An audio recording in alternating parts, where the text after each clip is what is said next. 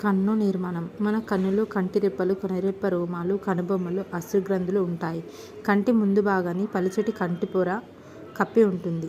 కంటి గ్రుడ్డు కంటి గుంతలో అమరి ఉంటుంది. కంటి గ్రుడ్డులో కేవలం 1/6వ వంతు భాగం మాత్రమే మన కంటికి కనిపిస్తుంది. కంటిలో 3 ముఖ్యమైన పొరలు ఉన్నాయి. అవి దృఢస్థరం, రక్తపటలం, నేత్రపటలం. దృఢస్థరం, రక్తపటలం, నేత్రపటలం. దృఢస్థరం అంటే స్క్లీరా, రక్తపటలం అంటే కోరాయిడ్, నేత్రపటలం అంటే రెటీనా. దృఢస్థరం, రక్తపటలం, నేత్రపటలం.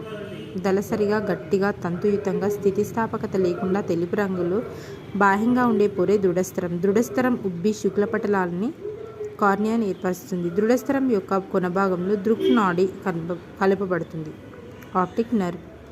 దృఢస్థరం యొక్క కొనభాగంలో ఏ నాడి? దృక్ నాడి కలపబడుతుంది.